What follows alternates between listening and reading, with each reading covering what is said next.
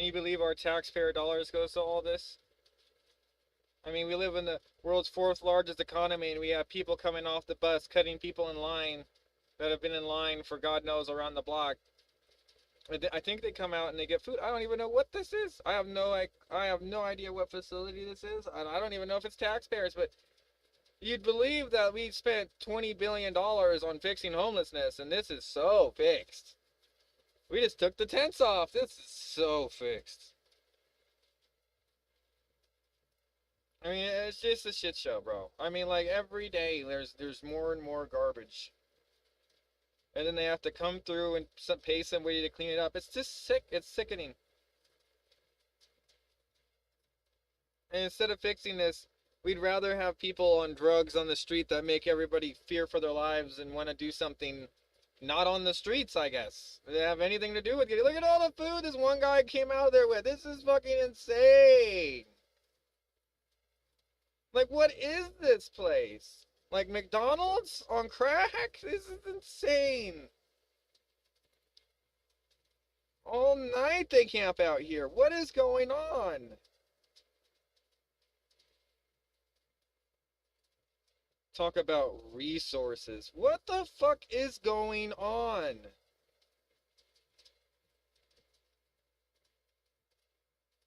They never end. The sea of people never end. They just keep coming.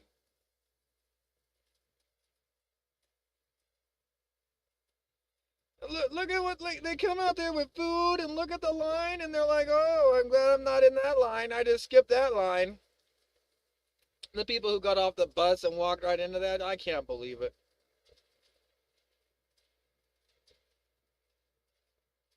And they just let them do it because they don't want to get shanked. They don't want to cause any discourse. Everybody knows that is, I guess they're assholes. They're cutting. It's not right. It really isn't. I know you guys are sick and tired of this stuff too. Okay, I know I'm not the only one preaching into a vacuum here about this. This is unacceptable. This is literally unacceptable. Not that people are getting help, but the fact of how many people are dependent upon this help, although you can see like some of these people are better off. Like, look at that guy's got a rolling suitcase and he's here. Like, what in the fuck? Come on, bro. Like, are you kidding me? Like, dude, I'm telling you, if I was homeless, I wouldn't have a rolling suitcase. Because I've been through that. And I ditched it because it was not something, it was too small. It was unpractical. It made you look like you had money and you didn't. And like people were just eyeballing where you went because they wanted to know what was in the suitcase because they could just poke a pin in it and open it. It's such a false sense of security. Somebody who's truly homeless, you don't have something that you could just poke like a pen in and open it with a ballpoint pen.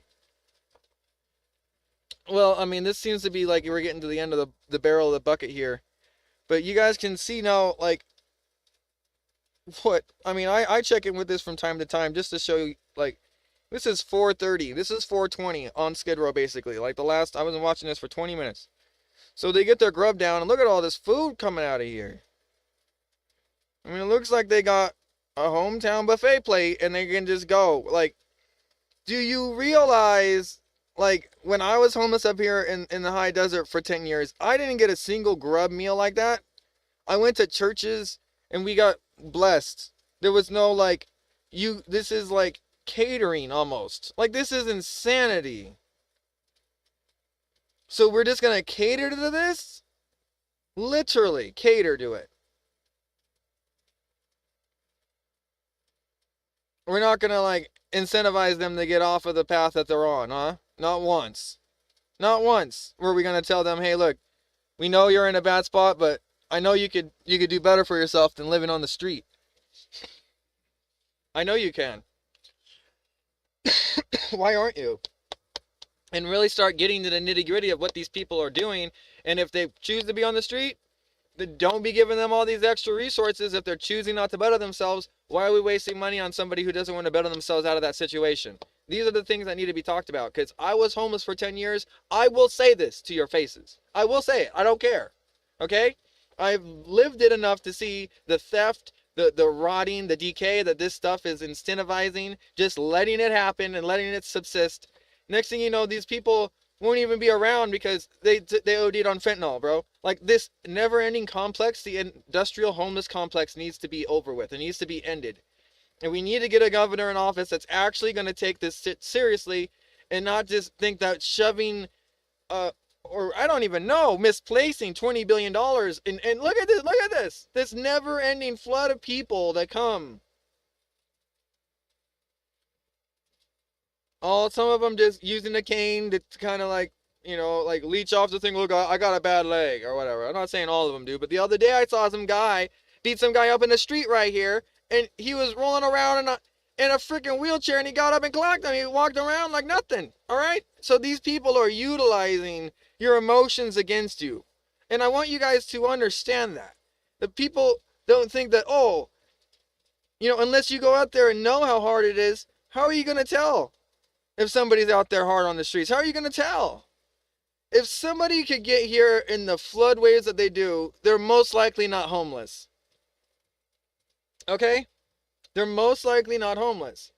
The homeless people live next to the area because they don't have enough energy to walk very far to get to this place. So if there isn't like people on the street all night and stuff, like, it just seems so fabricated. Like, from 10 to 11, it's almost like a ghost town out here. Now that there's no tents, it's not Party City. Because the cops can just roll up and they can see you doing the Fenny lean. Look at this guy right here. Look at him. Oh my God. You can't tell me he's... What is he doing?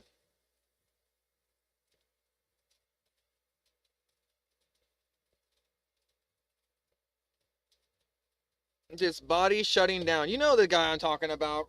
Right here in the middle. I can't tell if he dropped something, but his pants are hanging on. I can't take it. I can't take it. This isn't something we should just allow to be a culture, a root in our culture, as it said. Like, a tree cannot subsist if it's rotting from the roots, okay? This is a root rot. This is a root rot situation. And I'm not going to sit here and be like, oh, you're racist. You have to explain it in gardener terms? No, bro. I gotta explain it in green thumb terms. You guys are potheads and smokers too much. You can't even understand what a problem is if it hits you in the face. This right here is a problem. Sure, it's helping somebody someday, but the never-ending cycle of people that are dependent upon this and they're not getting their lives better is the problem. Is the problem. Somebody who did it for 10 years can see the problem for what it is because he lived inside of the problem and eventually realized he didn't want to be a part of the problem. He didn't want people to be like, oh, pity this guy because he's homeless, or think of this guy so weird because he's homeless, or like X, Y, Z, or just, I wanted to do something better for my life finally when I realized that, God has me on this earth for a reason, and helping people is one thing, but when everyone's taxpayer dollars goes to something that is just not oversight and nothing's looked at and we're being taken advantage of, it doesn't make me think that, like, I want to get a job that I have to take a lot of money out of it to go to problems that aren't really my problems, because I lived it and I didn't get any assistance like this. I didn't get catered to. I didn't get picked up on the side of the road or anything like that and driven to LA and be like, here, you can have catering, live down here. Sure, people said you get more resources, but they didn't say how convoluted it was. They didn't say that, like, you get 4 times the EBT benefits just because you live in downtown LA. Like, that shit right there should be investigated, bro. It should be investigated, dog. Like, and people are just sitting here acting like when you add a stipulation to get EBT, like, you have to be working. You guys, who do you think is working to give, like, the taxpayer money taken out to give you food? Somebody's working to do that. Dude, that's the shit. People are so entitled that they literally think that the whole world owes them something. And I am over it. I know tons of you are over it. And I'm sorry that I spent the first 12 minutes ranting. But it will get better. Like, I swear. It's just this stuff right here. We could be so much better in society. We could be driving around in hover cars and not need any of this crap. Streets at all. We could fill all the streets up with houses because we don't need that infrastructure anymore. We could do shit like that. We probably won't. I'm just saying hypothetically we could. But the thing is people don't understand, if terrorists got a hold of hover vehicles, where would we be at as a society? Like, this is the shit. Like, this is what we have to understand. Like, until the weakest of the weak, the people over there overseas get flying cars, we're not gonna have flying cars, okay? We're just not. And that's just the sad avenue that it is. But we cannot subsistently keep giving people the higher bar to which they think that they're entitled to hover cars or some shit. They come over here and they get $1,000 easy to get an automobile. What if they, oh, I can't deal with the fucking automobile. I need a hover car. I'm gonna lose my mind. But this is literally the avenue that we're heading down. You don't understand. And like, just the fact that one person could be a trillionaire, I'm not saying that that's a problem, but I'm saying that he's probably looking at this like, oh my God, like not even money can fix this. Like, there isn't an amount of dollar signs that can fix this. This is a moral depravity of you choosing to use somebody else instead of working harder to get somewhere. Like, sure, there might be 10% of it or whatever, or the 1% that actually need it. You could tell. But there's tons of people that flooded this facility today. It does not scream that that they literally are dying without it. It's like they need it, they're depending upon it because they don't want anything else. It's so good that their lifestyle is so good where they're at, they have to fit other things into that lifestyle to keep that lifestyle going. Do you understand what I'm getting at? I like that guy's shirt though. As soon as it went into the dark, bro, it's still lit as hell on the camera, bro. Dude, that shirt almost looked like it was a light, like a shadow box. Like, I was sick. All right, we're gonna go on to the next one here, folks. But yeah, it's something that we can't just let subsist and fester forever, because it's like cancer. It will take control of the host and kill it. There's not amount of problem, like, I'm sorry, there's not an amount of money in the world that could fix this type of literal brain rot problem. There's not. And then when you have people taking advantage of the Medicare and shit that never see this facility, and we wonder why, we should be wondering why. Like, this is the thing. Like, where are all the people, like, that came over and they don't have anything, right? Like, where are all they? Like, are they too scared to get here and get the free stuff? What is it? Hold on. Remove. Okay, there you go. Or is it that they don't need that petty shit? They got millions of dollars that they could just wear Gucci and be Gucci all day, bro. Gucci gang, Gucci gang, Gucci gang. Literally.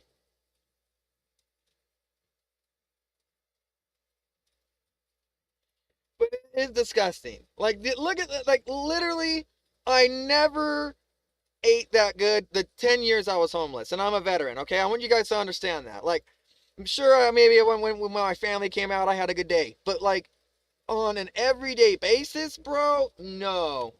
No.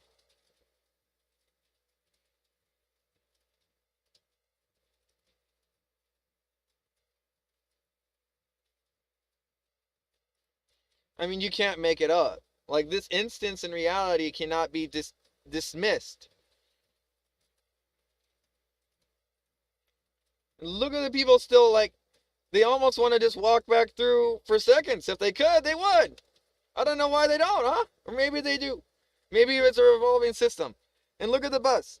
There's not, now it's 10 minutes after that last bus dropped off people, and there's not that many people. Like, they timed it so well that they knew that they had to get there before 4:40, or like they wouldn't get food. Like, they knew the last bare bone minute, and they did it that way instead of getting a job and doing all this shit. They did the bare minimum. So we're rewarding them for doing a bare minimum task to survive. Do you understand how weird that is? When everything that they are getting the money from is people that went above and beyond and got a job and worked for it all. To pay taxes, apparently they have them being stolen and given to Al-Shabaab overseas to kill to kill Christians via terrorism.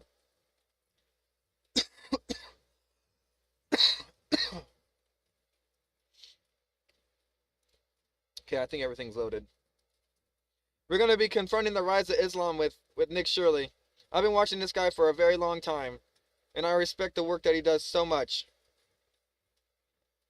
And we're going to check back in on this periodically to show you that it's literally all fabricated around these time zones.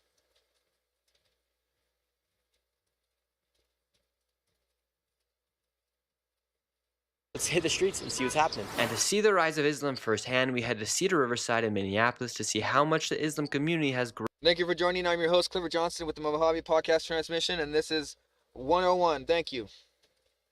United States. Well, it's...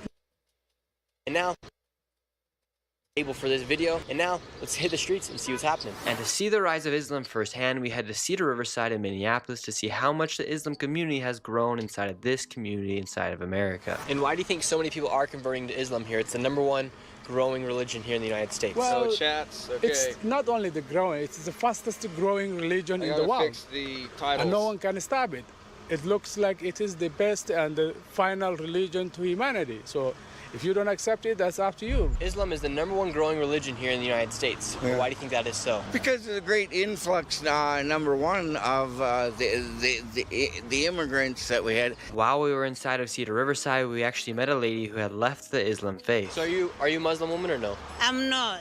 My parent was Muslim. How come you left Islam? Because they control me. They control my clothes, and it's not good. Do you think women are suppressed? Yes, of course they breast. It's not. They don't want it, but we female they're afraid to get killed, so that's why they wear hijab. They wear big clothes. But me, I don't want clothes. You have to tell President Trump.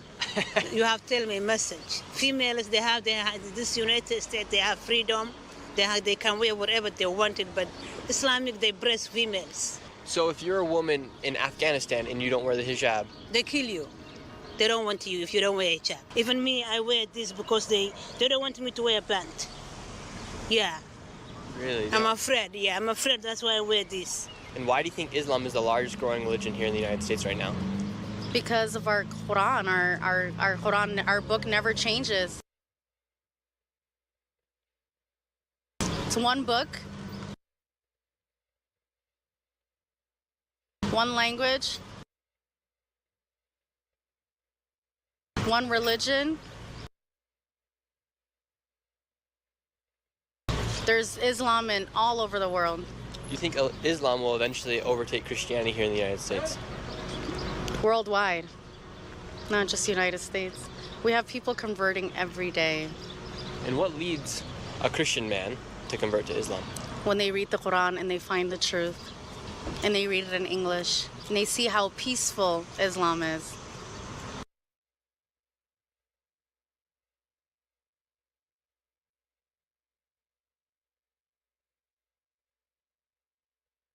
And could you shake a man's hand?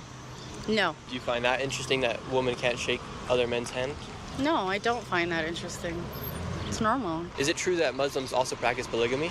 Yes. Would you accept another wife into your marriage? In our religion, it says. All right, everybody, real quick break from the video to tell you guys what we're doing to celebrate America's 250th anniversary as members of the Anti-Fraud Club. We just came out with these brand new hoodies and tees and crew necks as well. They come in gray and in black. We have the AFC logo as well as on the back with the bald eagle with the American flag. It says America 250th. You guys, thank you guys so much for supporting this channel, and we have to make sure these next 250 years are just as good as the next 250 years. So go ahead and cop in the link in the description down below or in the pinned comment as well. America's 250th.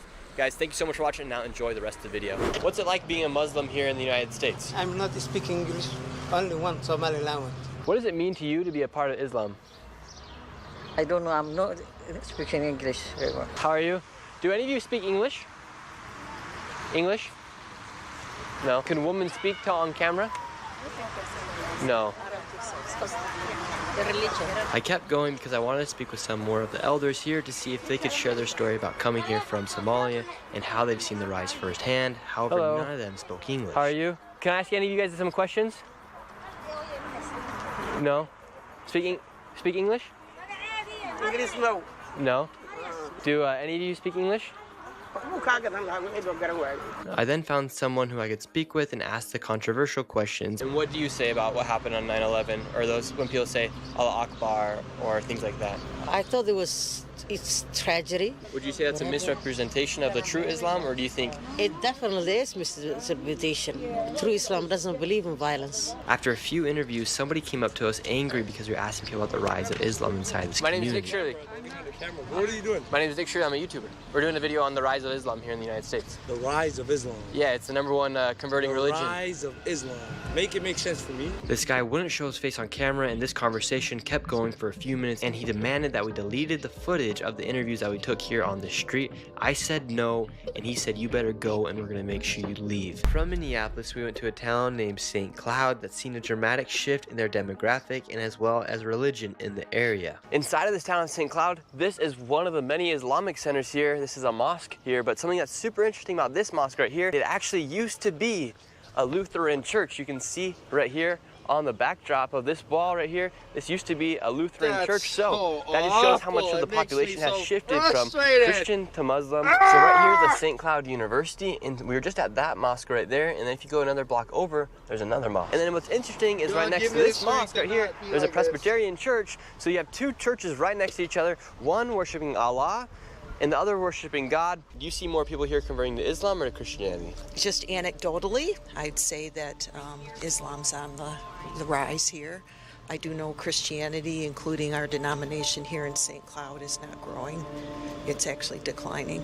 Do you see any conflicts with Islam and Christianity? Oh, absolutely. Do you think Islam and Christianity can coincide here inside of this town? I think when they get the majority, like there's more people that practice Islam, I think that it will take a different form. I think up until that point we can coexist, but history's shown that when the Muslim community gets majority in areas, they tend to behave differently. So I challenge you to go and look at the growth of the Somali refugee population, because they're the ones that really put a demand on the desire for Islam. Was Minnesota took a lot of Somali refugees, and many of them were placed here in St. Cloud. After speaking with the lady from the Presbyterian Church, I headed over to one of the mosques to try and speak with some of the people inside. English? Speak English? No. How are you? Good. Good. How would you describe the rise of Islam here inside of Minnesota, or inside of St. Cloud? We have talked to. It's coming. And are you from Somalia? Yes. And what year did you come here? Come here at 19. And how long have you lived here for? 8 years. 8 years. And where are you from? Somalia, Mogadishu. And why are a lot of Somalians choosing to come here to Minnesota? Different reasons, family, wages, a lot of different reasons. All right, so I'm leaving the building right now. Try my best to speak to the people inside. A lot of them didn't really speak English. However, now we're gonna go to other mosque because now it is the time for prayer. So we're gonna head over to another one, see if we can talk to some more people as well. And we're about to go into prayer right now. You can come in, take your shoes off. I can grab you a chair to sit in. Okay. You can record us.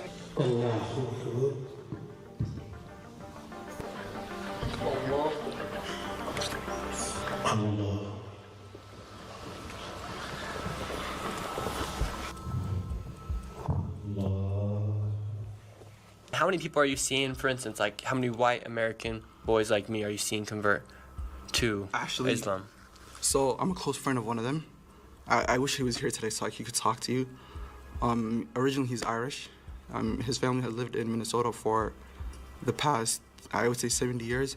His great-grandparents came early on during the early 1900s, and he recently accepted Islam, I would say, 2 years ago. And when I was talking to him, he accepted Islam through reading the Quranic literature, you know? So what's the difference between you and somebody who's been radicalized? Well, the difference between me and someone who's been radicalized is this. Most people who have been radicalized for a political gain, not for a theological gain. Allah says in the Quran, لا ينهاكم الله عن الذين لم يقاتلوكم في الدين ولم يخرجوكم من دياركم أن تبروهم وتقسطوا إليهم, which means Allah does not prohibit you from those that don't fight you, don't expel you from your homes, to be kind to them. Allah is not prohibiting you from doing that. In fact, Wallahu yuhibbul muqsitin. Allah loves those that are kind to them.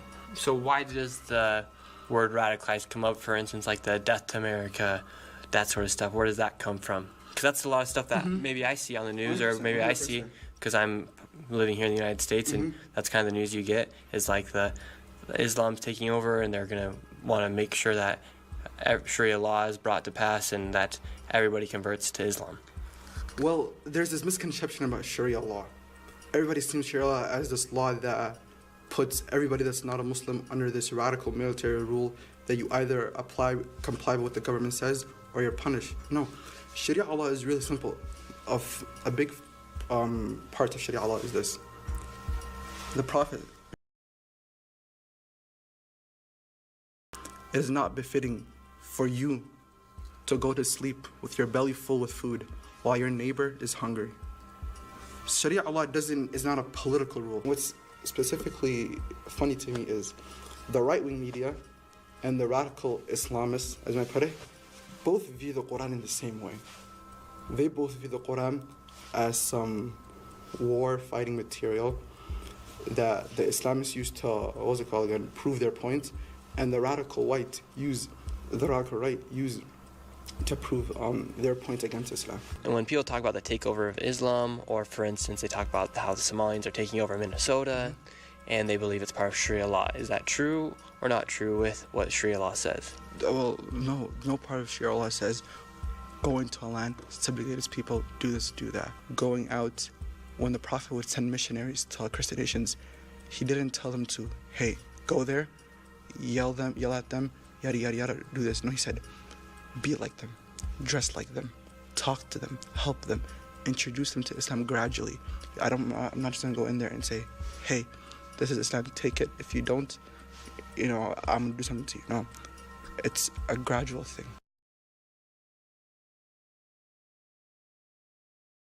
The released additional body cam from Henry Nowak case. Newly released police body cam from December 3rd, 2025 shows Vikram Digwa murdering 18-year-old student Henry Nowak, falsely claiming Nowak assaulted him and racially knocked off his turban. Officers responded sympathetically to Digwa, reassuring him without handcuffs, while earlier video captured them dismissing Nowak's pleas as he bled out from a five stab wounds. Okay, let's watch this. It's the face of Henry Nowak's killer. Pushed my turban off my head, started grabbing my uncle hair, so I'm a seat. Oh. And he started grabbing on my hair, started dragging me around. And obviously from there, then obviously altercations happened. My brother's only seen it, stopped it, and that's when he then started stumbling around, started climbing around all these sort of bits and bobs. He was stumbling around. So literally, I saw him from the get-go, I saw, look, mate, you clearly are obviously drunk. I said to him, carry on with your day. He said that, and then he started just escalating the situation, calling me up and all this sort of stuff. As Digwa claims racism, attempts to save Henry Nowak's life are underway nearby. But it's the glare in Digwa's eyes from 99 lights that seem to be bothering him. So you turn the flashes off, sorry. We can't, I'm afraid. Is it over here then, so it's not too much in my eyesight? So this is when he got me in the face a fair few good times as well. So you've had an altercation with this guy? Yeah. Digwa never mentions that he stabbed Henry Nowak multiple times. Later, when asked by a police officer about a cut on Henry's face, he is evasive. Do you know how he's got that wound then? How's he got that wound? What wound, sorry? Well, you said he's got blood on him. How's he? It must have been when we punched him, but he did fall over here, so he was climbing all over these bins and stuff like that. Oh, he fell down and hurt himself. Then he fell over and then landed onto that car. Okay. Oh. Video time code suggests Henry had stopped breathing 13 minutes earlier, so he's dead at this point. Just before midnight, an officer wearing the body camera makes a decision. Okay, mate, right. This is really important, okay? This is really important. The time now is 11:55. Okay, it's important, mate. All right, at this time, I'm arresting you on suspicion of attempt murder. Okay? Huh? Do not have to say anything. It may harm your defence if you don't mention when questioned. Something which you may later arrive in court. Anything you do is maybe given evidence. Why am I getting arrested? Wait, for a prompt and effective investigation. I didn't do anything. Okay, and for any further harm and injury. You've got your side of the story, mate. We don't know what's going on here. Okay, so we need to find out, okay? The length of the police body cam footage is 9 minutes. Digwa is never handcuffed. With the gentleman that I've run through, have we got a van at all that I can get him down to Central? Okay, and we'll get it all sorted, all right? I'm not saying you've done anything, mate, but we need to find out what's happened, okay? Mate, I've been really I know. I've been racially attacked. No, I'm not a murderer. I was racially attacked. Okay? I know. But we don't know what's going on, mate. He's... Not going to tell him that the guy's dead, so it's not going to scare the guy and make him run away. I think that's probably what happened. British police never handcuffed the man who murdered Henry Nowak. The police only handcuffed Henry as he was bleeding out. So let me get this straight. They don't handcuff the guy that they think could be on suspicion of murder, but they do handcuff the guy that's bleeding out that can barely speak. From an officer safety standpoint, this is absolutely insane. You have a guy that's been stabbed and you're arresting the guy who did it, who clearly has a knife. You don't think that he might stab you as a cop. Well, no, you can't say that they might stab you, because if you do that, that would be racist. Such a different interaction. Two-tier policing is clear as daylight. Oh, I can't breathe. You've been stabbed? Whereabouts? Don't think you have, mate. With the gentleman that I've run through, okay, and we'll get it all sorted, all right? I'm not saying you've done anything, mate. Breaking news, a series of new retaliatory strikes is testing the U.S. and Iran ceasefire today, marking the worst escalation since the peace deal. An oil tanker hit by an unidentified strike in the Strait just this morning, the Iranian foreign minister says, but there's also new diplomatic momentum on the other front line between Lebanon and Israel. Secretary of State Marco Rubio urging all sides to preserve the ceasefire. Hopefully we'll have many more of these conversations and make real and tangible progress so that the people of both of these countries can be hopeful about their future, a future of peace, a future of prosperity, a future of mutual coexistence in a way that's beneficial to the men and women and children, including those not yet born, who deserve what all people deserve, and that is the right to live in their country without fear of harm, without fear of war, without fear of conflict. And that's what we hope to be able to facilitate and achieve. Joining me now is Nancy Youssef, staff writer at The Atlantic, covering national security and the Defense Department. Nancy, welcome back to the show. So let's start first with the breaking news here. The U.S. military carrying out strikes against Iran, but it's in response to Thursday's Iranian drone attack on ships in the Strait of Hormuz, which violated the ceasefire. Then you have, in response to U.S. retaliation, Iranian drones now targeting Bahrain. How might these back and forth attacks affect the current talks? So primarily what's happened now is the Strait has gone from being an economic issue to a military one. Iran is trying to show that it can decide how the Strait is open, who can transit through there, that it sets the terms inside the Strait. And the U.S. is trying to demonstrate that it can protect freedom of navigation. And so that's the pressure points that you're seeing going back and forth in these strikes and counterstrikes. They're trying to do so in such a way that sends those messages, but doesn't do enough to restart the war, which I don't think either side is looking for. The challenges in these, with every strike and counterstrike, you risk the unintended consequence of escalation that neither side is looking for. And because of this argument over the Strait, it makes diplomacy harder because, remember, the Memorandum of Understanding was supposed to be a sort of confidence-building measure. The reopening of the Strait would be the sort of first step in reaching an agreement on all these issues. And now that's been eroded because of these strikes and counterstrikes. And on top of that, you now have a peace process that doesn't just involve ballistic weapons, nuclear weapons, drone capability, what's happening in Lebanon with Iran's proxies there. But now the Strait is back into the conversation, at the forefront of the conversation again. So these strikes are coming as diplomatic efforts. They're already strained. You've got the new Israel-Lebanon framework. They're trying to mitigate ceasefire violations there. How well do you expect the Israel-Lebanon framework to hold up? And if it doesn't, I mean, despite your point that there's no appetite for war to restart, if that falls, does war restart potentially by Iran? They've made pretty clear their intentions on that. It's an excellent question. Remember, Israel didn't sign the Memorandum of Understanding, nor did they agree to it, and they've said that they continue to retain the right to defend themselves. At the same time, they don't want to do anything that antagonizes President Trump or further strains relations between the U.S. and Israel, which were, remember, partners at the start of this war. And so I think of all the conflicts, that is the most tenuous one and the one that risks leading to a restart of hostilities. I think the definition of what hostilities looks like in that scenario scenario is where things get a little harder to understand, because you could see a scenario in which both sides are going back and forth in Lebanon, but not in Iran itself. But you're getting at the heart of it. There are so many issues to be sorted out and so many parties involved that trying to do all these issues at the same time, with different parties having vastly different interests in some cases, makes the diplomacy all the harder. You know, the question becomes, what needs to be negotiated first? Is it the Strait, or is it Lebanon, to make sure that further issues can be dealt with down the road? Well, let's go back to the Strait, because Iran is warning the commercial ships to follow a very specific transit route through the Strait, despite the entire waterway being open under the MOU.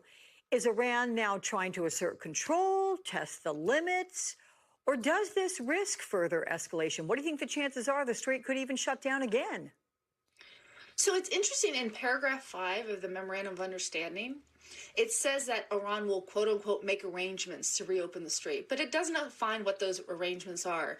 And I think there's a scenario in which Iran is defining making arrangements as, for example, only allowing ships to go through a very specific route, or that they have to check with Iran first, those ships, before they go through.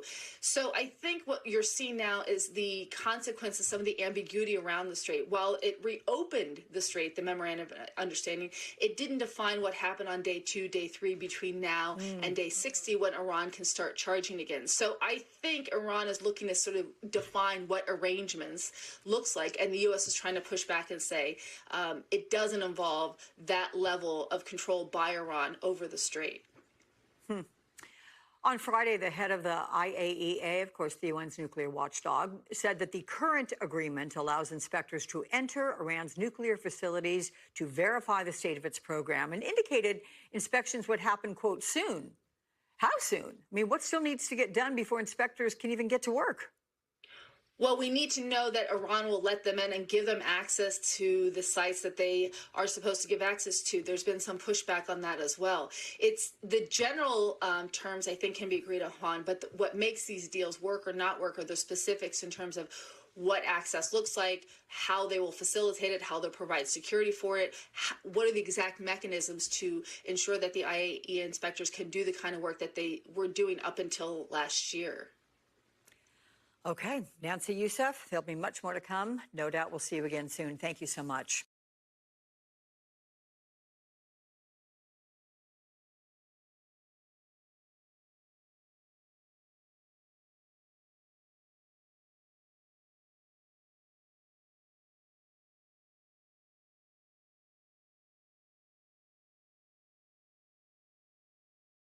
Officials in Venezuela have confirmed more than 180 people were killed in those 2 powerful earthquakes.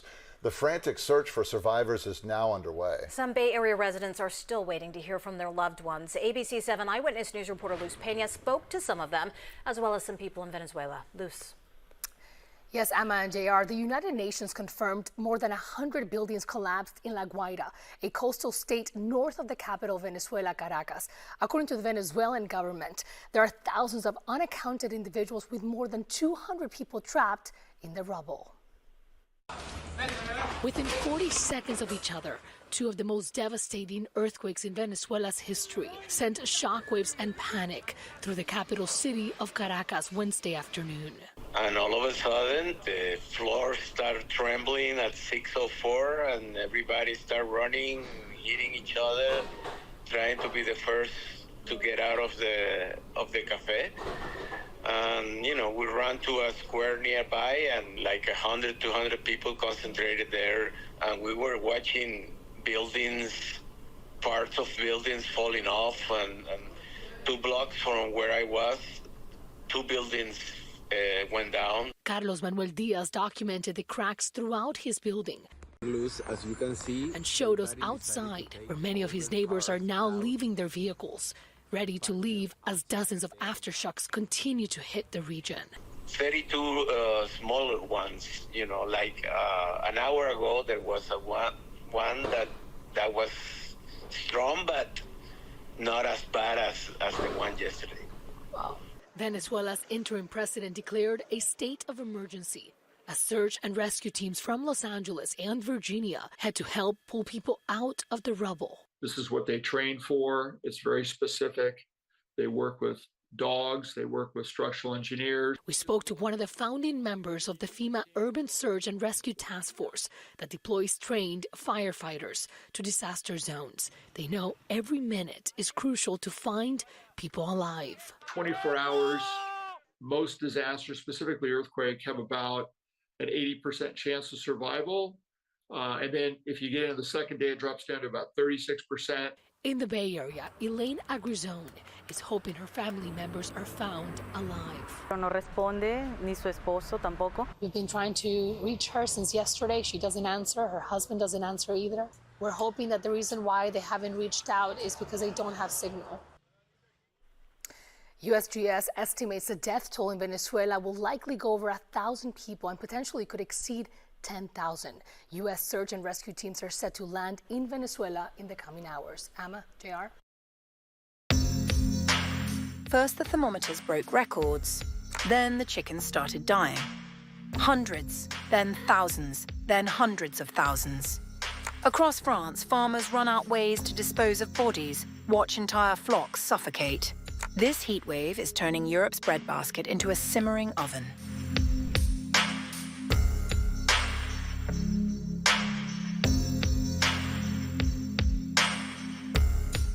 Hundreds of thousands of chickens are dead in France, and the worst may not be over yet. Extreme temperatures sweeping across Western Europe have devastated poultry farms in Brittany and Pays de la Loire, the country's two largest producing regions, which together hold nearly 60% of France's entire poultry flock. Well, right now we're facing extreme heat.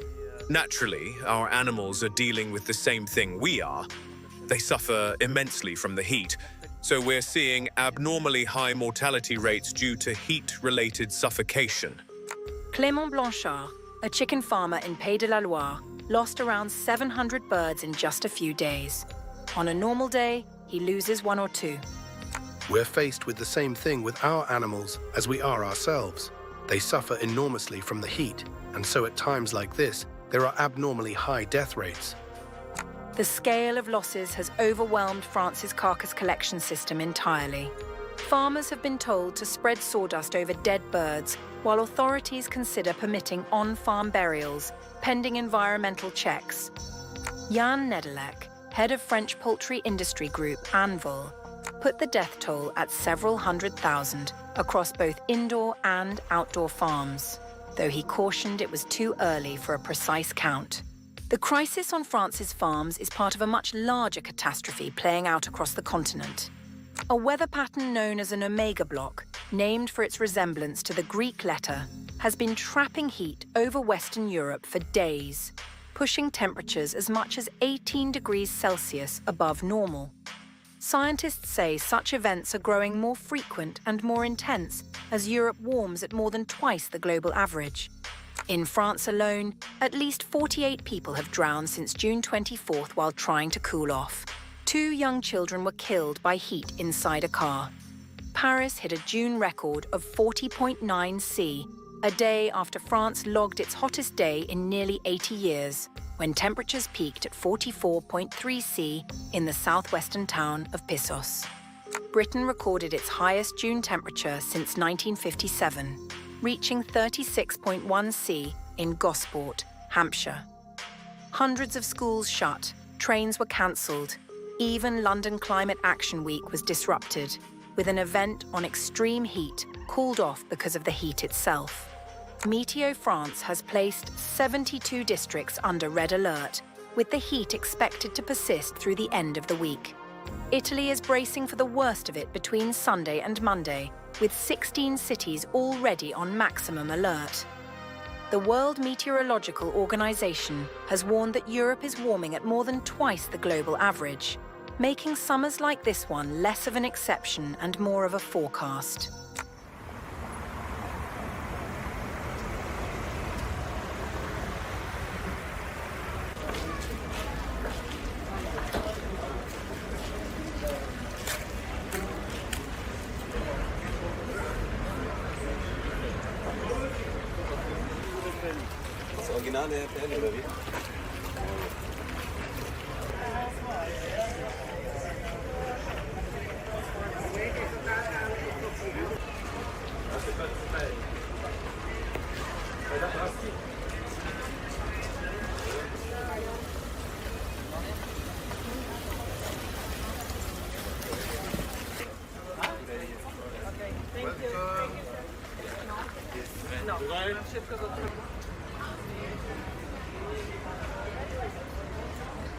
Oui, on voulait visiter la Tour Eiffel. Oui. Et c'est fermé. Oui.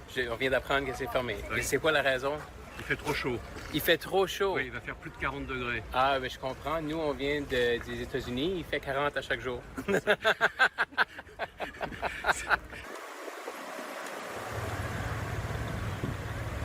It's closed because it's too hot. Yeah, I understand. Yeah. Qu'est-ce que vous allez faire alors? Bon, on va aller se promener, on va aller sur la Seine, on va faire quelque chose d'autre. Mais on était venu ici, on a fait un petit déjeuner, on a fait un dîner, on a dit on va prendre le temps pour aller à la Tour Eiffel. Et puis là, c'est fermé.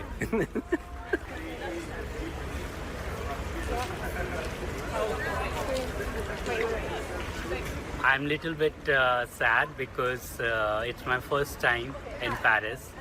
And I saw that Tour Eiffel, it's closed, and it's true that it's too hot weather. It's like 40 degrees or around, but it's okay. Maybe next time I can visit the Eiffel Tower.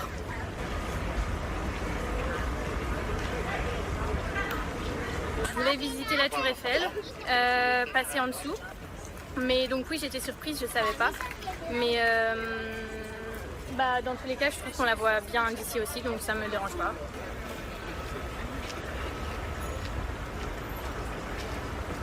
Moi, je pense que c'est bien que la Tour Eiffel soit fermée puisque c'est un endroit qui attire beaucoup de foule. Et par cette forte chaleur, je pense que c'est normal d'essayer d'éviter les foules pour pas qu'il y ait de malaise et pour éviter ça. De toute façon, elle sera ouverte demain matin, donc je pense que c'est bien.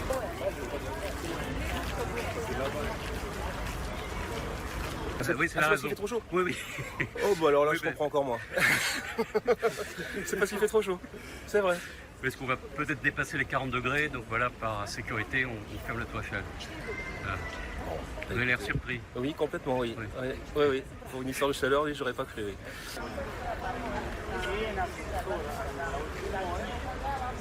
Je suis venue avec mon fils et sa copine, mon frère, pour visiter la Tour Eiffel. C'est la première fois pour eux. Et bon, on vient de savoir qu'on ne peut pas la visiter. Je pense que c'est à cause de fortes chaleurs qu'on subit maintenant. Oui, c'est vrai que je suis surprise, mais ça ne m'étonne pas parce que je sais qu'en France, il y a eu des mesures à cause justement de fortes chaleurs.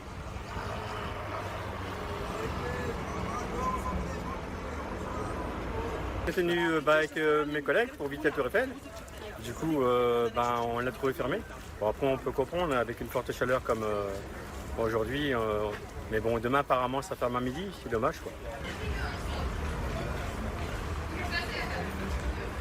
Je trouve ça dommage parce qu'on a été venu là pour quelques jours et on aurait bien voulu profiter de l'ascension de la Tour Eiffel. J'ai un ami qui n'a jamais vu la Tour Eiffel, donc c'est très dommage.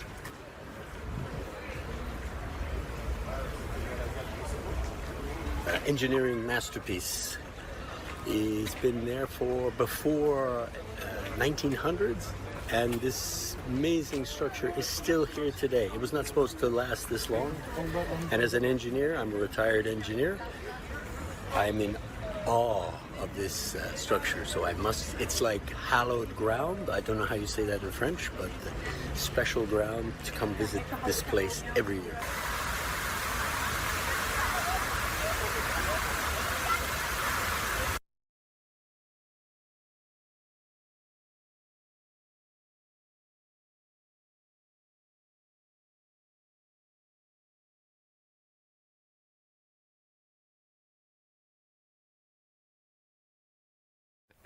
Former White House security advisor John Bolton pleaded guilty on Friday in federal court to unlawfully retaining classified information. This dude roached out on their fucking house, turned that shit over, threw this, went, and I think they arrested him, and now this is what's happening. John Bolton held a number of positions of extraordinary public trust in the United States government, culminating in being the national security advisor to the President of the United States. Yep. John Bolton betrayed that trust Roached in out. extraordinary fashion. Little bitch. By unlawfully retaining and unlawfully disclosing. You see that the retarded information walrus? with which Walrus he on was Ozempic? entrusted. The fuck out of Kelly here. provided a very good summary Fuck of that you. today for those of you that weren't in the change of plea. And the United Yeah. States will have more to say about that at sentencing. But today's plea should be a warning to Well, that's anyone when they took all his shit. at any level of government that if you leak America's secrets or if you mishandle them, the United States Department of Justice, National Security Division, and our U.S. attorney partners will be there to prosecute you. Isn't that amazing? I am. Bolton's the one that caused the FBI raid on Trump. Shouldn't have fucked around. Shouldn't have done it. Like, that's the thing is, like, again, and this is a deal, a $2.25 million fine. This is his plea deal, and up to 5 years in prison. So this is him. This is him a while ago. Then he has committed very serious crimes. This is a devastating indictment. I speak here as an alum. Then he has committed very serious crimes. This is a devastating indictment. I speak here as an alumnus of the Justice Department myself, because not only is it powerful, it's very narrowly tailored. They didn't throw everything up against the wall to see what would stick. This really is a rifle shot, and I think it should be the end of Donald Trump's political career.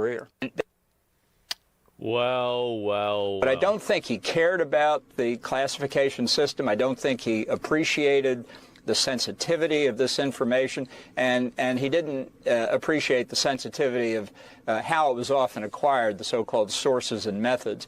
So this had been briefed to him before I arrived. It was repeated frequently. I think it simply had no impact on him whatever. There's a couple of different ways that people think about this, and people who are not friendly to the president, who think about what's happened here.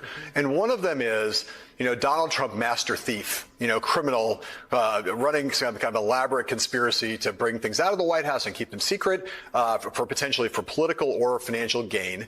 There are other people who his attitude is Trump is chaotic, he's careless, he's not that smart. He took these things almost by. You really thought you were going to go on TV and fuck around like this? See, this is what I want Trump to do to everybody. I do. This is what I want him to do to everybody. Like this, what happened to this retarded walrus is what I want to see happen to all the rest of them.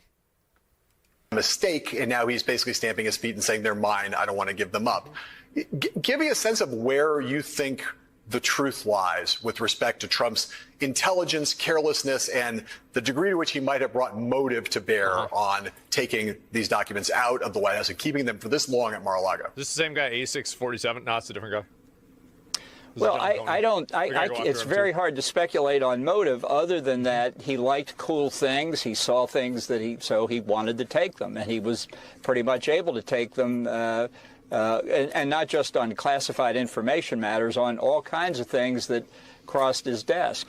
Some days he liked to eat a lot of French fries. Some days he took classified documents. He wanted them. Why did he want them? Because he could get them. You really just thought that you were going to just sit around talking, running your fucking mouth, bro. Like, you thought you were being cute. This morning, just moments ago, John Robert Bolton II pled guilty in federal court to the unlawful retention of national defense information. According to the terms of the plea agreement, Mr. Bolton faces a maximum sentence of up to 5 years in prison. He's dead. He's not going to survive 5 years in prison. He's dead. Followed by a term of up to 3 years of supervised release. Not being supervised. He will also pay a fine of $2.25 million and will forfeit his pension under the HIS Act. As National Security Advisor to the President of the United States, Mr. Bolton had access to and was responsible for safeguarding the most sensitive national defense information, including classified material. Mr. Bolton knew how to handle classified information, where it should be stored, how it should be stored. That's not a punishment. And with whom he could share that information. I agree, but it's a plea deal. He also knew the damage to national security that could be caused by mishandling that sensitive information.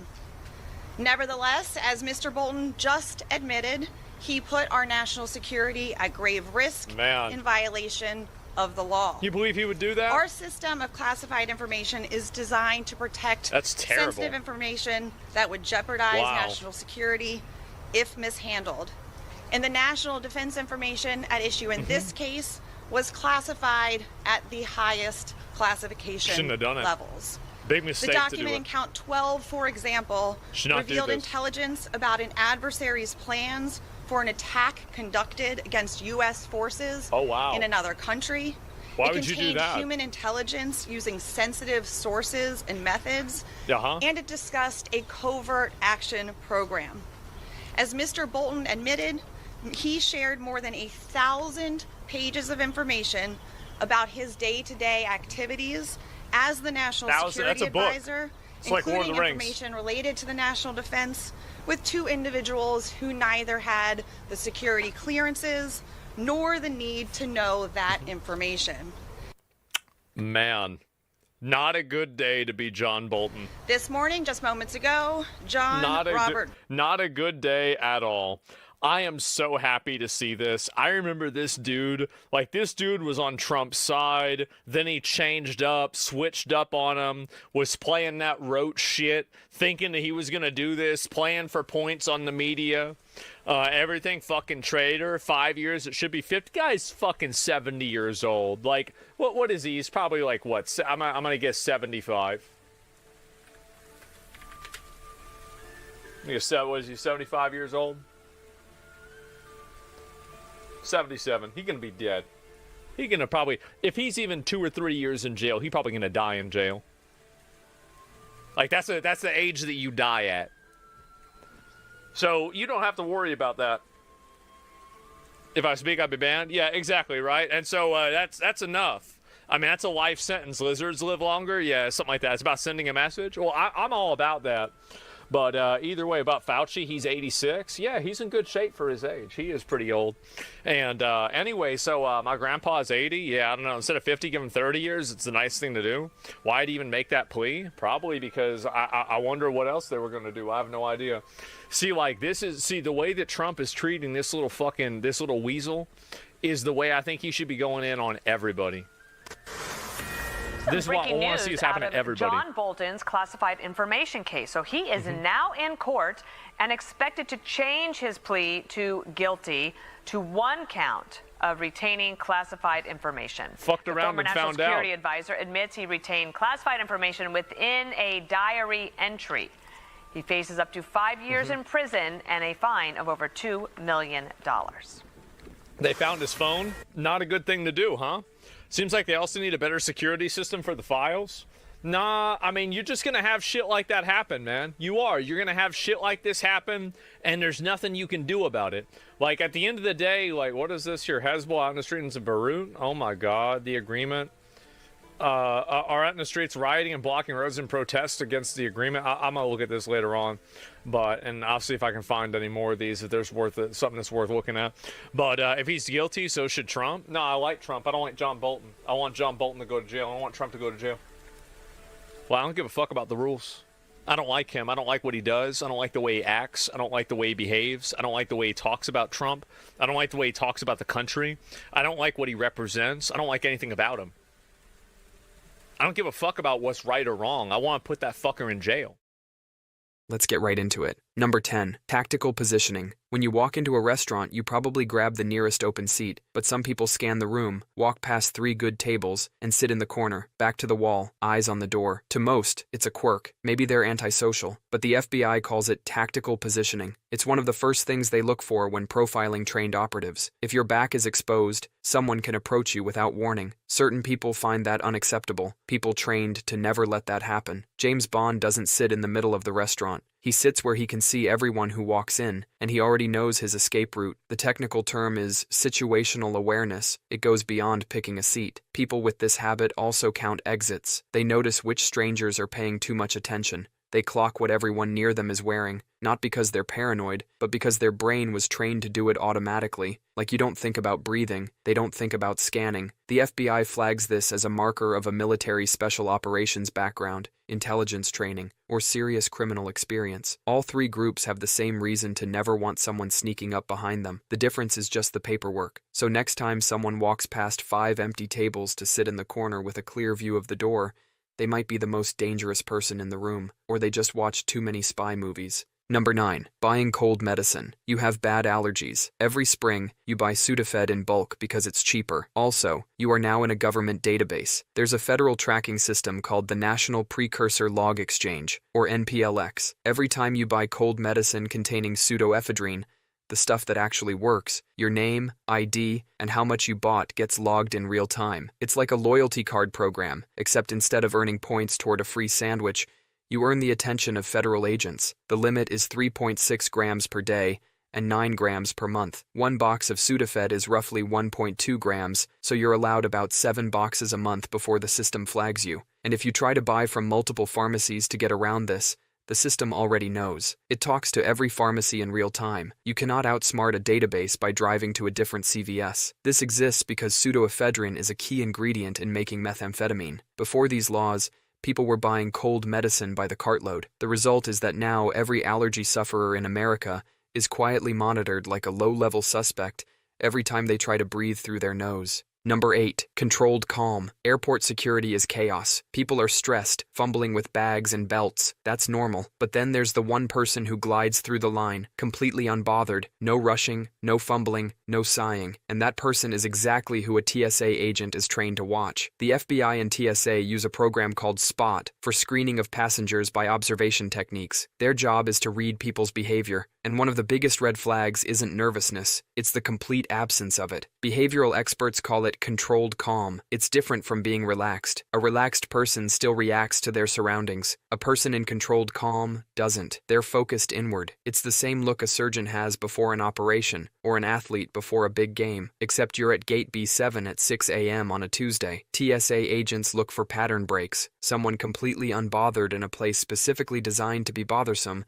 is a major pattern break and worth a second look. Number 7. The go bag. You have a bag by your door, packed for emergencies like an earthquake or flood. The FBI, however, has some questions about it. There's a difference between an emergency kit and a go bag. An emergency kit has water, a first aid kit, and an old granola bar. A go bag has cash, multiple forms of ID, a burner phone, and 0 electronics that can be tracked. One of these says, "I'm prepared for a natural disaster." The other says, "I'm prepared for a disaster that I caused." Law enforcement calls this a flight bag. When they find one during an investigation, it immediately raises the question of what exactly the owner was planning to run from. The no electronics rule is the real tell. If you're fleeing a hurricane, you want your phone. If you're fleeing the law, your phone is a GPS tracker you're voluntarily carrying. It's the last thing you want. The irony is that the more perfectly packed your bag is, the more suspicious it looks. A messy bag with a half-eaten protein bar says, "Unprepared civilian." A perfectly organized bag with laminated documents and vacuum-sealed clothing says, "This person has rehearsed leaving." Number 6. The lockpicking hobby. Lockpicking is a legal hobby, with clubs, competitions,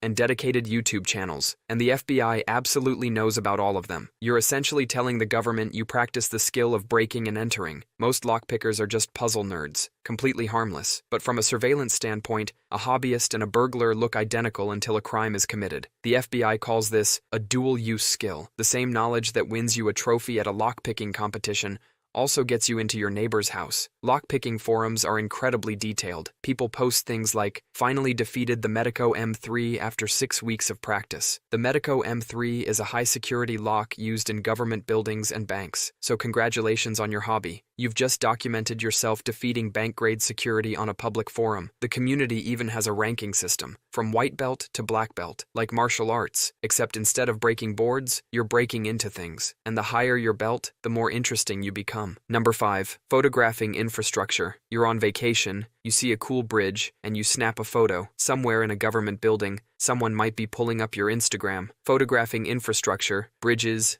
dams, power plants, is near the top of the FBI's list of pre-attack surveillance behaviors. Terrorists don't just show up and wing it. They do homework. They photograph entry points, security cameras, and structural weak spots. So when someone is taking 17 photos of a dam from slightly different angles, that's a flag. A guy in Ohio photographed an electrical substation he thought looked cool and posted them on a photography forum. Someone reported it. The FBI showed up at his door within 48 hours. Electrical substations are high-value targets. Taking out a handful can knock out power to an entire region. This surveillance of surveillance is called the Nationwide Suspicious Activity Reporting Initiative. Regular citizens are encouraged to report people photographing infrastructure with unusual focus. The reports go into a database. If your name shows up more than once, from different locations, things get very interesting. Number 4. Knowing a secret detail. Here's something that has sent more people to prison than almost anything else. Not DNA, not fingerprints, not a confession, just knowing something they weren't supposed to know. When a crime happens, investigators intentionally withhold key details from the public. This is so only the real perpetrator could know them. Investigators call this leakage. It's when a person accidentally reveals a detail that was never made public.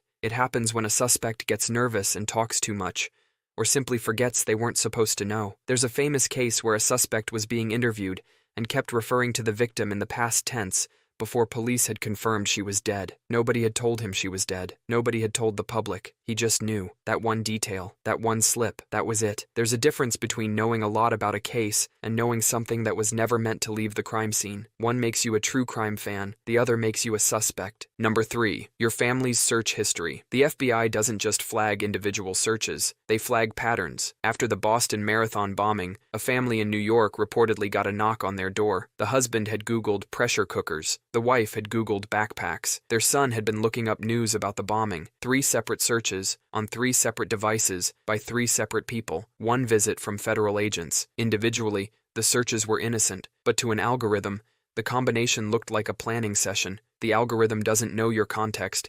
It only sees the pattern, and the searches don't even have to happen on the same device. If they're connected to the same the technical term is link analysis, the same method used to map out criminal organizations. And it's not just the FBI. Your internet provider, Google, and any smart device on your counter are all watching or listening. Sleep well. Number 2. Withdrawing your own money. Banks must report any cash transaction over $10,000 to the government. It's automatic, so people get clever. I'll just withdraw $9,900. Problem solved, right? Wrong. That's a federal crime called structuring. The moment you withdraw $9,900, specifically, to avoid that $10,000 threshold, you've broken the law. The IRS calls this smurfing, like the little blue cartoon guys. People split up large amounts into smaller chunks across multiple transactions. A bunch of little guys carrying small bags instead of one big one. The FBI and IRS are very familiar with this, and their software flags it automatically. The IRS has seized people's bank accounts for this with 0 criminal charges required first. They take the money, then you have to prove you weren't structuring. An Iowa gas station owner had $33,000 seized for making frequent deposits just under the $10,000 limit. He was just trying to avoid carrying too much cash from his business at once. Completely innocent. Didn't matter. The money was gone for years while he fought to get it back. So if you need a large amount of cash, just withdraw the full amount. Withdrawing $10,001 is less suspicious than withdrawing $9,999. Number 1. The flight school student. Imagine you walk into a flight school. You sit down with the instructor. He asks what you want to learn. You say, I want to learn how to take off and fly. He says, great, and landing? And you say, nah, I'm good. The FBI would like a word. This literally happened before 9/11. Several hijackers enrolled in U.S. flight schools. They told instructors they only wanted to learn how to take off and steer a large aircraft, not how to land. One Minnesota instructor got so suspicious he called the FBI. He reported a student who only wanted to fly, not land. That student was Zacharias Musui, later convicted as a 9/11 co-conspirator. The FBI received the tip, and in a spectacular failure of bureaucracy, did almost nothing with it. After 9/11, the entire flight school industry was overhauled. Every flight school in America now has a formal suspicious activity reporting system, and I only want to learn the takeoff part is literally on the checklist. It's one of the first things they teach new instructors. That's all for today. I'll be making similar videos in the future. Subscribe to see them.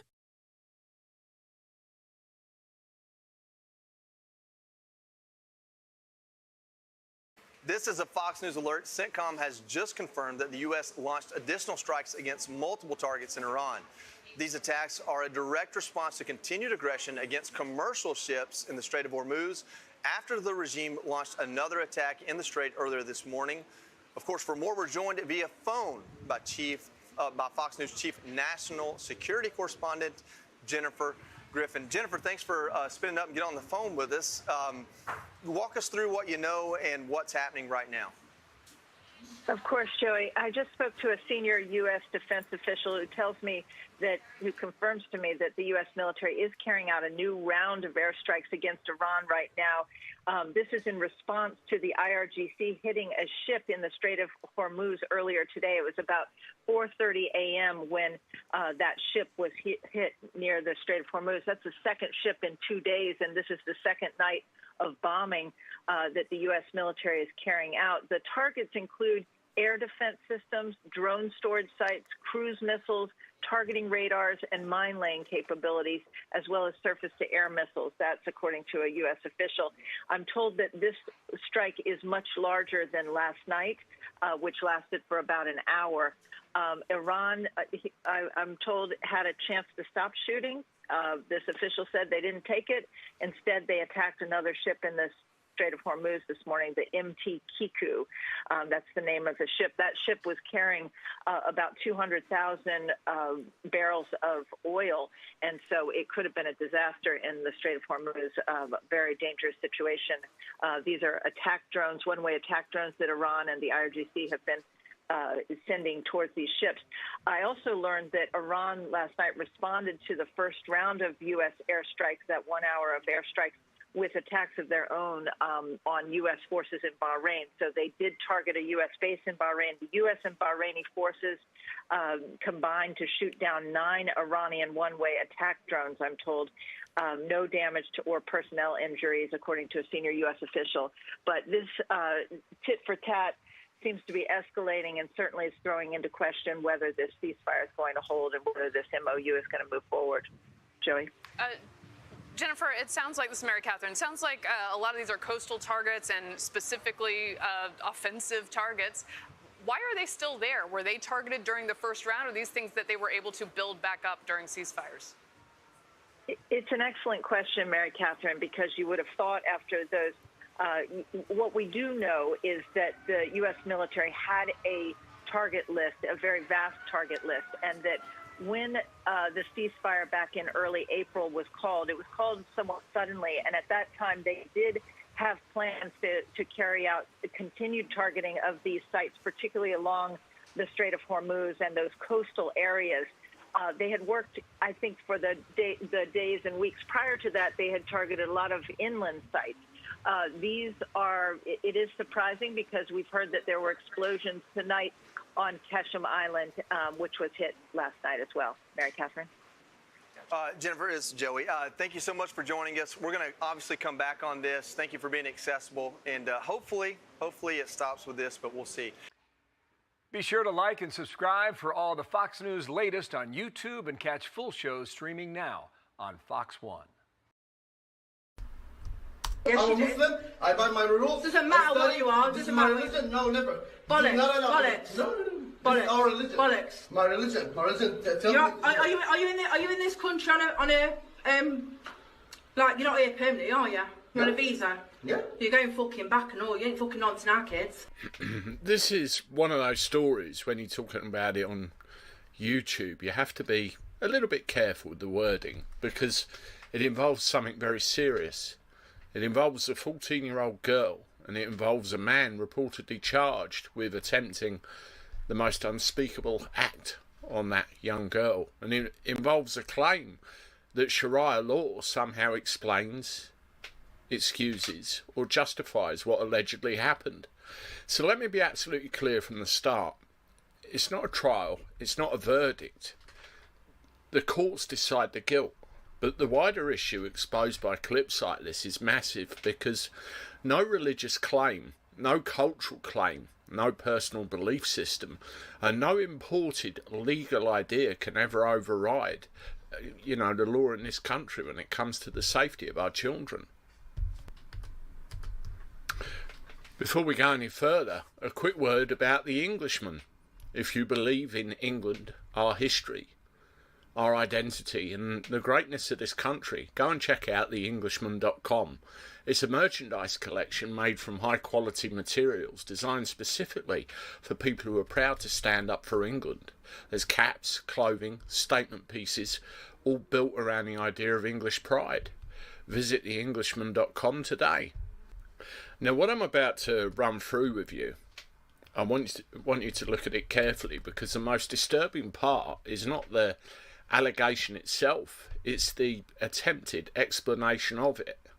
It's the idea that someone can stand there and seemingly bring Sharia into a situation involving a young teenage girl. And, you know, if that has any relevance whatsoever inside this country, it doesn't. You know, this is England. The age of consent, safeguarding laws, criminal law, and the protection of children, they're not optional. They're not up for negotiation. And they're not replaced by somebody else's religious interpretation. Have a look at this tweet that I'm about to put on the screen. So you can see the text right there. A Muslim is charged with trying to, you know, do the unspeakable to a 14-year-old. His defence: I'm Muslim. We follow Islamic rules. Call my embassy. He said it like it's perfectly normal where he's from. Ban Islamic immigration and deport them all? Answer yes or no. Situations like this one are why people are getting so angry, because even before you get to the legal process, even before the court reaches any conclusion, the idea being raised here is shit, you know, is terrifying. The public are entitled to say, no, absolutely not. There's no parallel legal system, at least there shouldn't be. There's no religious loophole, and there's no cultural defence for this kind of offending, and there's no excuse, especially when it involves children. And there's no version of this country where a 14-year-old girl's safety is put second to somebody else's belief system. You know, this is the line. And if the state aren't going to defend this line clearly, ordinary people will just lose faith in the system completely. Have a look at this clip.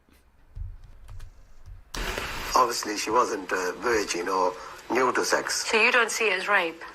Well, I don't. And she's 13. She's 13 years old. Well, yes, obviously, that's some responsibility lies for it.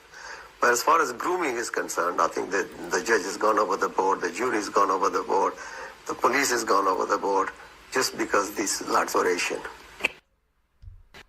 And that clip there is where the whole thing's even more disturbing, because if a family member is also trying to frame this through Sharia, then the concern becomes bigger than one individual. It becomes about the mindset of the whole, doesn't it? It becomes about whether some people living in this country understand that our law is supreme here. Not foreign law, not religious law, not community pressure, not family honour, but our law. And when children are involved, there's no grey area.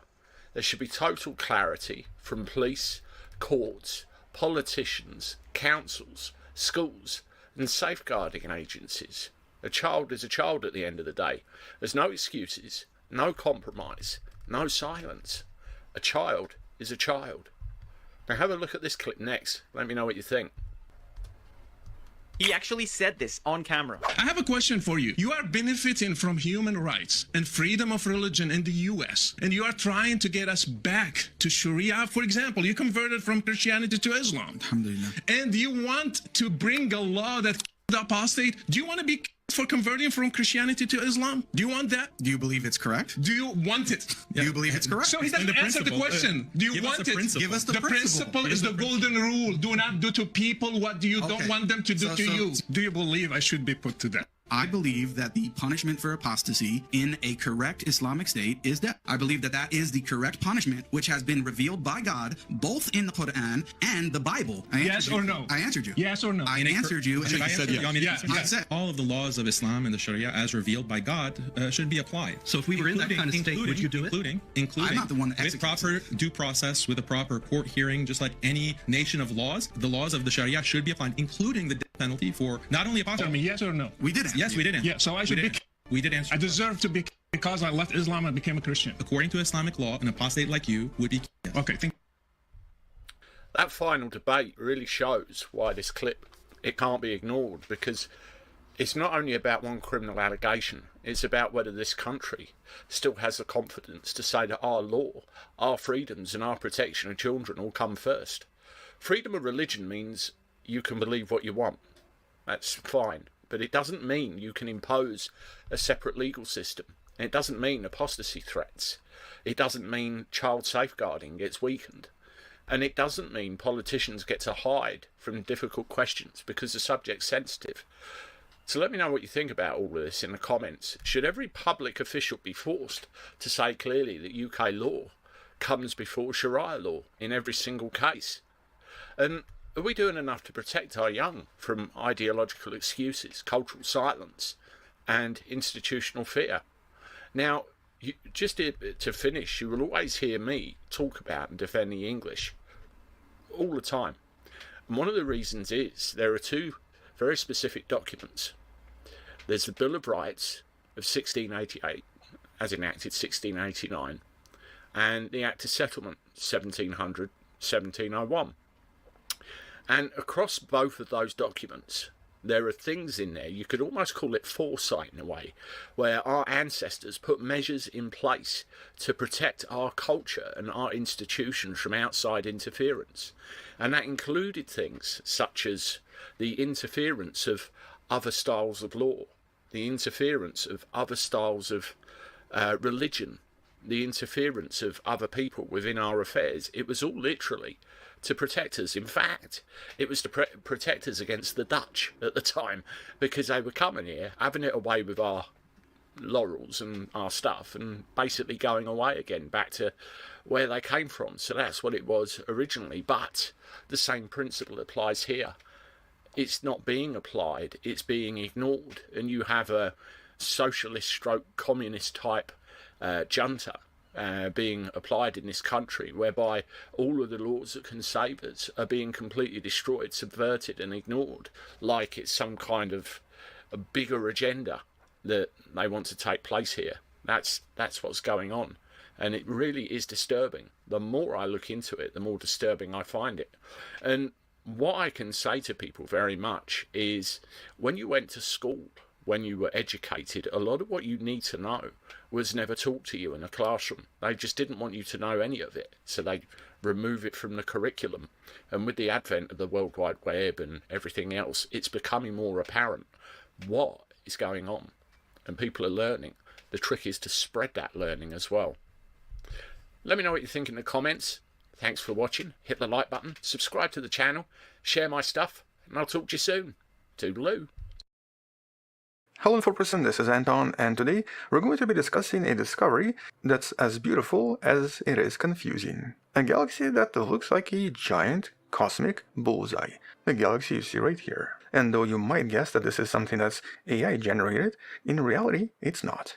This is the actual image of the galaxy referred to as LIDA 1313424, taken by the Hubble Space Telescope. A galaxy that's now also known as the Bullseye Galaxy. And this is technically what's known as a ring galaxy. A galaxy that kind of resembles something like this. Basically, it contains a huge ring around it. And well, as we've talked about in a lot of previous videos about these types of galaxies, these are actually ridiculously rare. Essentially 1 in 10,000 galaxies resemble something like this. And technically, most of them are still kind of difficult to explain because in a lot of cases we have no idea how they actually acquired the ring. But in this case, there's actually an additional mystery. Most of these galaxies usually contain 1 or possibly 2 rings, and sometimes rings with somewhat bizarre shapes. Here's actually one of the most famous examples, the Whirlpool Galaxy. But Bullseye Galaxy is really extreme. As we discussed in one of the previous videos in the description, here astronomers confirmed that it seems to contain 9 perfectly concentric rings, structured in the way you see in this image. And this is completely unprecedented, and is actually forcing us to rethink how some of these structures potentially form. As a matter of fact, as of 2026, this is still a bit of a mystery. But to understand why this is so extreme and why not a lot of explanations here make sense, let's first briefly take a look at other ring galaxies and how scientists believe they most likely form. And once again, let's start with the prototype, the Hoag's object, discovered back in 1950. Here it contains a central core filled with much older yellow stars, and is then surrounded by this vast, nearly perfect circle containing stars that are extremely young, very hot, and very blue. And while between the core and the ring there seems to be almost nothing, almost like a dark gap. And for a very long time, the leading explanation here was some kind of a massive collision. Or in other words, think of something falling in the water. Here, the collision between water and the object produces these concentric rings as a result of the disturbance that transfers energy into the fluid surface. And so here, scientists thought that many of these objects very likely have these smaller bullet galaxies passing through them, most likely directly through the center, that then causes the larger galaxy to create a kind of a gravitational shockwave that then spreads and creates new stars as the shockwaves creates overdensities. And while the thing is, for many of these galaxies this does make sense. Mostly because we sometimes even see the culprit, that bullet, somewhere in the vicinity. And so as the bullet passes through, the ripple moves outward, pushes the gas and dust along with it, and the compression of the gas triggers a massive burst of star formation, which is why we usually see these rings containing brand new stars that are extremely hot and extremely massive. But this doesn't seem to apply to all objects. As a matter of fact, going back to the Hoax object, it still doesn't really make sense here. Mostly because the actual ring is a little bit too perfect and there's also no secondary galaxy anywhere nearby. So basically, where's the bullet?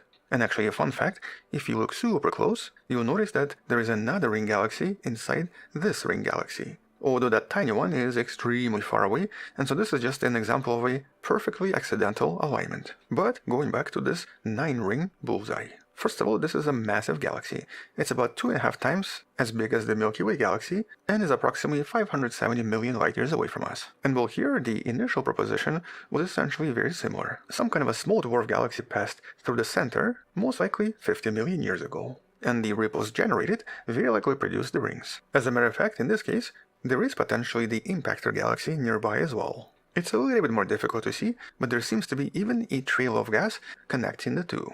And so here there was a kind of a smoking gun for what most likely happened. And so according to this model, each of these 9 rings is a separate ripple traveling outwards from the central impact. And though at first this of course made sense, this follow-up and this new study, the study by Pierre Sikivi and Yuqin Zhao, suggests that the math in this case doesn't seem to add up. In other words, this stone in the pond explanation might not make sense here for one simple reason. That reason being the outermost ring, which is approximately 230 light years away from the center. And well, here's why this doesn't actually make sense. If the collision indeed happened 56 million years ago, it means that the ring would have traveled at over 1200 kilometers per second to get this far, which actually would make it much faster than some of the hypervelocity stars we find in the Milky Way galaxy. But in standard physics, when it comes to these ripples, the prediction is that they should be moving pretty slow, maybe about 55 kilometers per second maximum. And that's a discrepancy with a huge factor of approximately 20. So something here definitely doesn't add up. Furthermore, according to the collision theory, as these rings move out from the center, they should actually start overlapping and start to appear kind of blurry. Or basically they should resemble something like this. But in the case of LIDA 1313424, the rings are remarkably distinct and are also extremely sharp. So here even the shape of the rings does not match the predictions. And so because the collisional explanation contained these gaps, scientists started to propose other explanations, with the one in this study being particularly interesting and potentially somewhat exotic. What if this is actually caused by a specific type of dark matter? Something that we've been looking for a very long time, and something that scientists can only see through the actual effects, but not the particle that's causing it. And so in this explanation, it actually suggests that dark matter is not just some kind of a big fuzzy cloud, and instead it might form perfectly circular tubes inside the galactic disk, with these shapes being the result of the dark matter particles falling in and out of galactic gravity, and essentially folding over each other, creating regions of much higher density. And so if this is true, the 9 rings observed in this galaxy are not ripples from the collision, and instead represent a visible imprint of the dark matter interaction with this galaxy, with the gravity from these invisible particles pulling in the gas and dust that then forms the stars we can see in our telescopes, which would potentially explain why these rings are so perfect and why they're not moving at these impossible speeds required by the collisional model. But in order for this to be real, it requires a specific type of dark matter based on the idea referred to as axions. Once again, one of the videos in the description explains this in a little bit more detail. And so this proposition assumes that the dark matter is extremely light and essentially creates what we refer to as Bose-Einstein condensate, which is sort of simulated here. It's when a lot of different relatively light particles combine and start to act as a massive superparticle that we refer to as Bose-Einstein condensate. As you can see, it also creates these ripples. And so unlike collisional rings, here this potentially forms naturally inside galactic halos as a result of the dark matter's gravity and the vorticity caused by the galactic motion. And so in this case, the particles are not just moving randomly, they seem to be organized into a giant, slow-moving swirling flow, which then generates these folds and these waves. And intriguingly, according to the authors, these 9 rings seem to actually fit the model pretty well, suggesting that these rings represent a fundamental property of the galactic dark matter that instead of a halo ended up forming this Ripley structure. And if this is confirmed and if this is indeed true, this would represent extremely strong evidence for the existence of very light dark matter particles that seems to form these somewhat bizarre shapes in certain galaxies. And it would also mean that ring galaxies in general may represent a fundamental part of how some galaxies are structured, with dark matter basically causing them to form these bizarre shapes, which would also explain the Higgs object quite accurately as well. But this would not explain all ring galaxies, because we know that some of them definitely formed as a result of a collision, because we do see a galaxy nearby that passed through the center. But in this case, the dark matter explanation potentially solves the mystery of those perfect ring galaxies that do not make as much sense. And so, at least for now, the Bullseye galaxy remains a bit of a mystery, but also one of the most interesting objects discovered in the last decade. And so whether these ripples formed from some kind of a collision or represent some kind of a visible map of dark matter, only time will tell. Either way, it's clear that, at this moment, we still have quite a lot to learn about how these objects are formed, and why some of them look so extremely different from most ring galaxies we've found so far. But we're most likely going to learn more once there are some additional observations from this galaxy, and once we observe it in other wavelengths, like the infrared, X-rays, and gamma rays. And so until then, thank you for watching, subscribe, come back tomorrow to learn something else, support the channel on Patreon where you can find additional videos without any ads, and can DM me directly, or by joining a channel membership that grants you early access. You can also support the channel by buying the Wonderful Person t-shirt in the description below. Stay wonderful, I'll see you tomorrow, and as always, bye bye.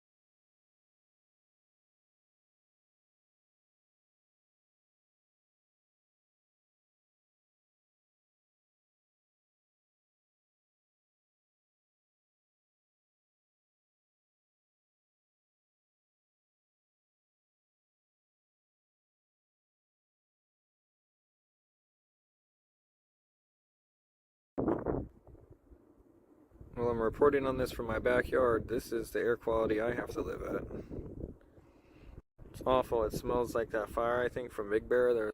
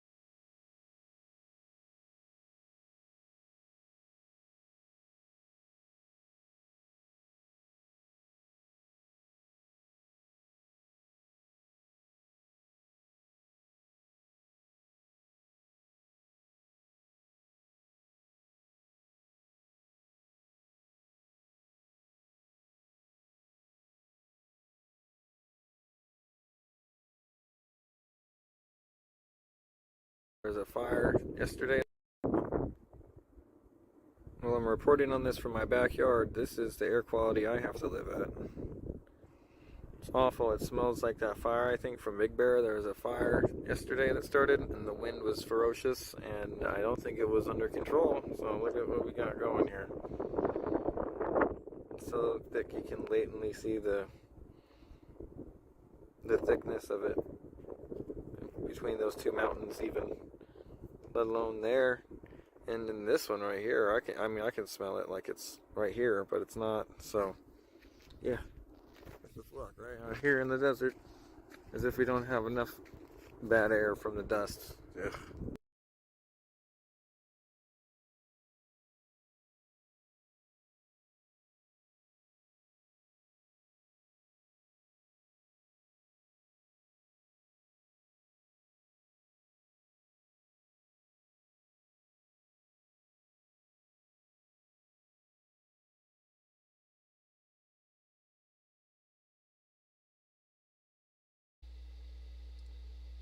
Okay, that has been it for our transmission today. Thank you for joining. I implore you to come back and check out my gaming sessions. I'm probably going to do some World of Warcraft. If that's subscriptions ended, then we'll do Warcraft 3. If I don't want to do that, we'll switch it back over to my Xbox One. So stick by, and we'll figure out what we're gonna figure out what we're gonna eat and do later, as in which game to play. So thank you again for everything. Make sure to like, comment, subscribe, and share this with other people who like this content. And I implore you to go to this, where is it here? I'm trying to, okay, this place right here. Apparently it's a mission. So Oh My God Live TV, and subscribe to them so you know when they're watching Skid Row, and if anything happens, the notifications, you know, so you guys know where to go. But anyway, so it's a mission apparently. So that's it's not like really government funds unless the government's funding that mission. So we'll see. We'll look into it. Okay, so anyway, thank you guys, and have a great